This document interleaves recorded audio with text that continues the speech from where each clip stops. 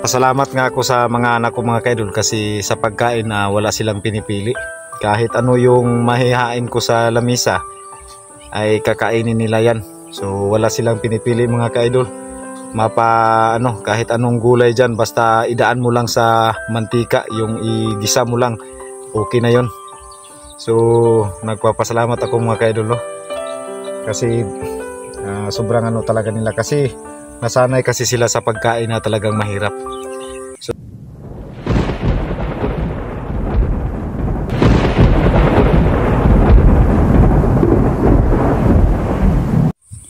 yan mga kaidol, good morning sa inyong lahat dyan, no? So welcome back palagi sa channel ni Birdstrike TV. So nakikita nyo po itong mga kaidol, no? So ito pong lugar na to ay dati po itong pinagtaniman ng palay. So sa ngayon, dahil sa kulang ng pang budget yung mayari, kulang sa finance, so ginawa nito ng pagtugwayan ng kalabaw, kambing, baka, para makakain po yung mga ano dito, mga hayop. So baka magtaka kayo mga kaidol, no, na dito ako ngayon. So yan, nakikita nyo mga kaidol. So yan, yan po mga kaidol yung kangkong. So dito sa aming lugar mga kaidol, lahat po ng klase, kahit anong gulay po dito mga kaidol ay pwede mong maibinta sa merkado, sa palengke. So kukuha tayo ng mga ano dito mga kaidol. So kahit papano o kunti, so pag makakuha tayo dito mga kaidol, so kahit ilang bugkos, kasi bugkos dito mga kaidol, bibinta yung bili doon sa palengke, bibinta natin sa halaga ng 10 piso. Yung ganito kalaki sa sa braso ko, 10 piso lang yan mga kaidol. So pag makakuha tayo ng 10, edi may 100 na po tayo. So pwede na po nating gamitin yan, yung 100 para sa pangbaon ng ating mga anak. So sana mga kaidol, no, patuloy kayong magsubaybay din, no, sa aking mga videos, sa lahat ng may upload ko. Thank you so much mga kaidol. Maraming salamat sa ating solid viewers dyan. Shout out na lang po sa inyong lahat dyan, no? Di na lang po natin babanggitin yung mga pangalan kasi masyado na pong mainit dito. Baka tayo dito, mangitim tayo dito. So yan, joke lang po yan mga kaidol. Dati naman tayong maitim. So yan, shout out sa inyong lahat lang mga kaidol. So yan, umpisahan na po natin. So yung lang po natin kukunin natin. So yan mga kaidol, malinis po ito. So pagkatapos natin kunin nito, hugasan natin to sa hugasan natin dito sa sa yung tubig. Linisin muna natin bago natin himay-himayin. So para maibinta natin, no, para maayos yung natin. So yan, umpisahan na po natin mga kaidol, no. So masyado nang mainit ito mga kaidol. So natatakot din ako dito mga kaidol kasi ang daming linta dito mga kaidol. So pagtsagaan lang po natin. So sana makakuha tayo kahit ano lang po mga kaidol, no. Kahit maliit lang po.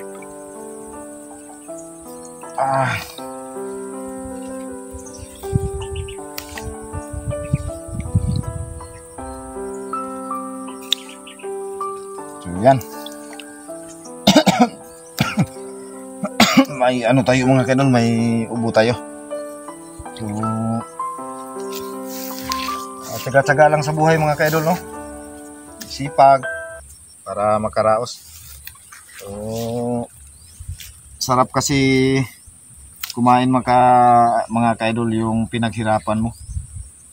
Yung wala kang inaapakan na tao. Yung wala kang So kahit mahirap ay lumalaban tayo ng patas. Nagsisikap tayo. Oh.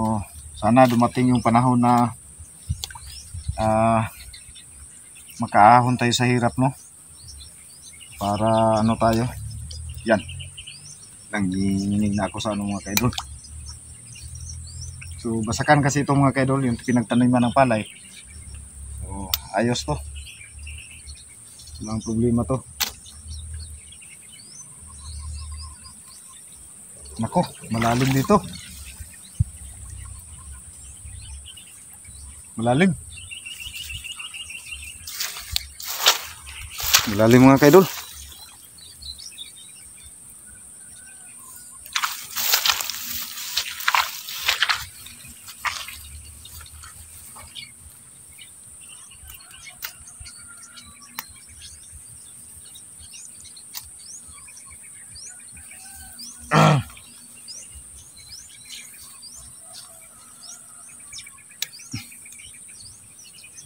Medyo mababa yung pagputol natin mga kaidol para linis natin dito.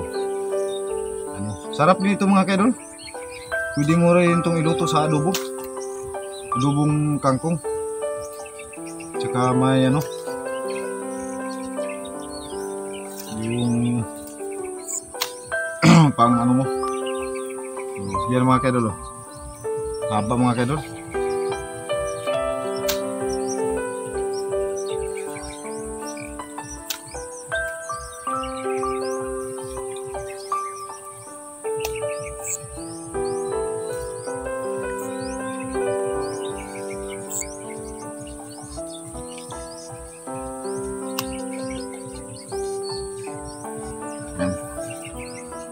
Tingnan ito mga kaidol, at least may makukunan tayo ng pambaon ng mga bata ba. Kasi hinihintay pa kasi natin yung itim natin mga kaidol, no? Para sa sahod natin, no? May kunti naman tayong naipon sa sahod pero hindi pa natin nakukuha. Kasi kailangan mo talagang antayin yung ATM mo na ma-release yun para magamit mo. Ayaw natin ano din sa tubig mga kaidol kasi daming linta dyan.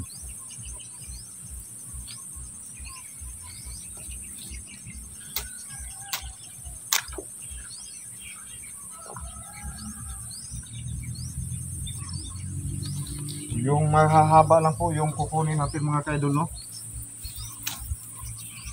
Para maibinta natin.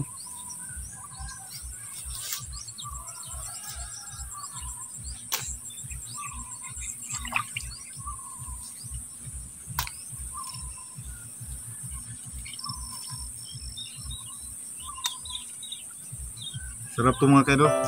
Mamaya sa hapunan namin. Kasi paborito to ng mga anak ko ba. Yung adobo nito, adobong kangkong tapos may sila, may bagoong. Tsaka may limonsito, kalamansi. Yan, paborito to ng mga anak ko. Pasalamat nga ako mga kaidol sa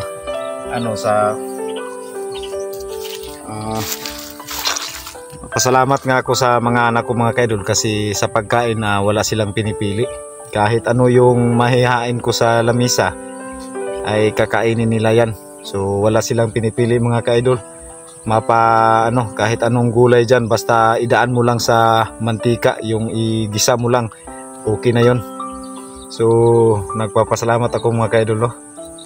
Kasi sobrang talaga nila kasi nasanay kasi sila sa pagkain na talagang mahirap. So kumakain man din sila ng mga kaidol, yung mga hotdog, itlog, ham. Pero mas ganado sila dito mga kaidol.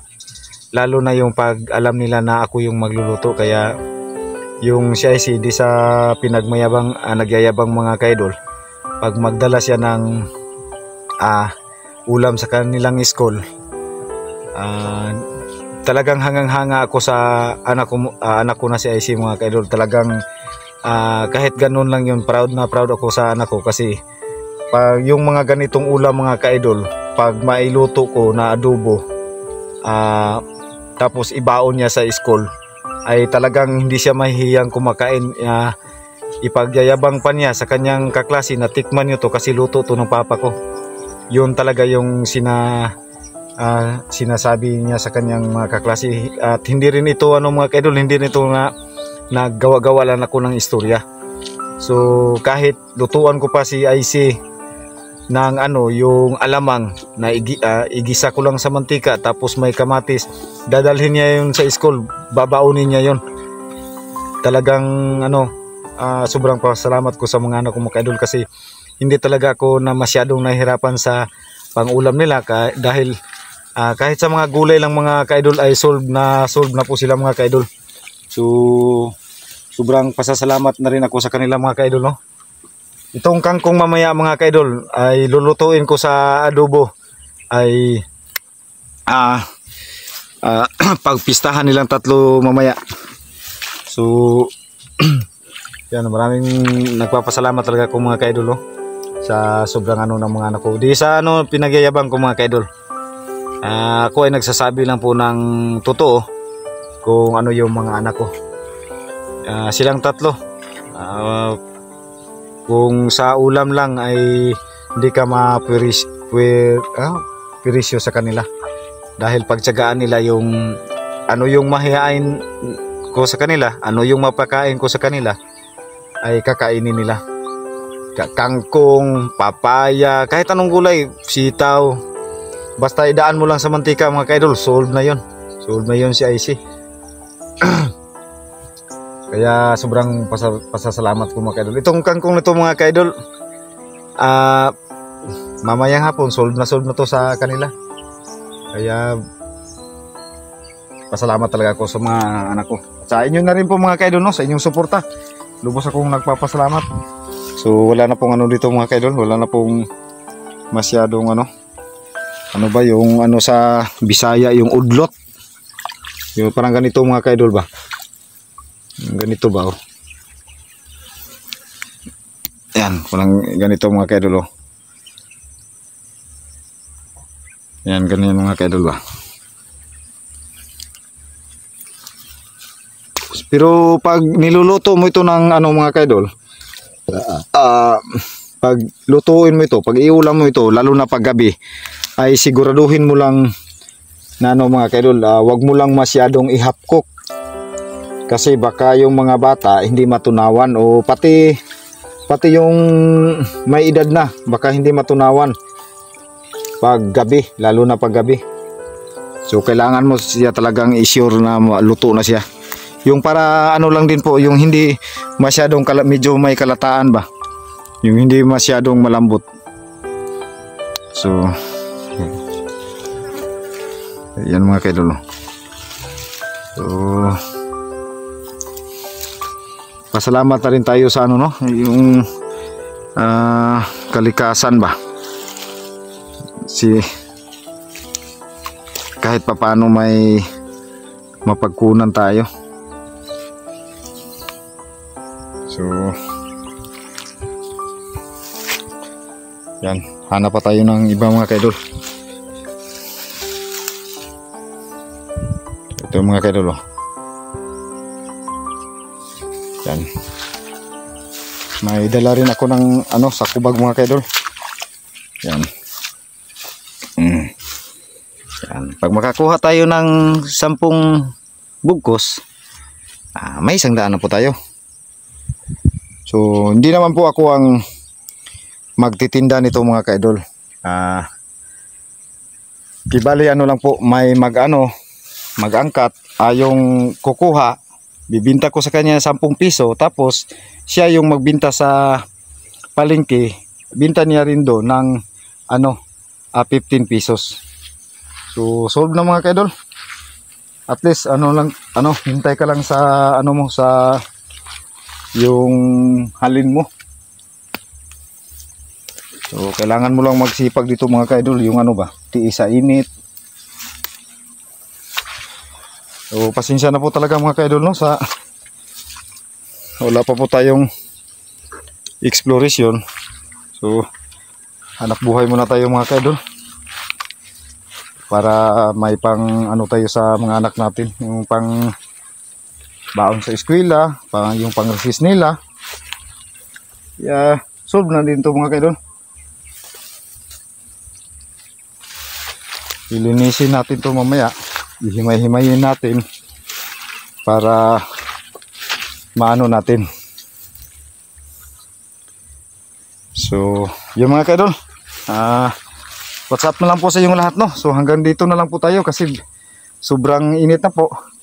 Tapos yung cellphone natin parang kumikidlap-kidlap na. Hindi makaano sa sobrang init. Kaya yan, maraming salamat po sa inyong lahat mga kaidol, no? Thank you so much sa inyong patuloy na pagsubaybay sa channel ni Bert Strike TV. God bless po sa inyong lahat. I love you po mga kaidol sa inyong lahat po.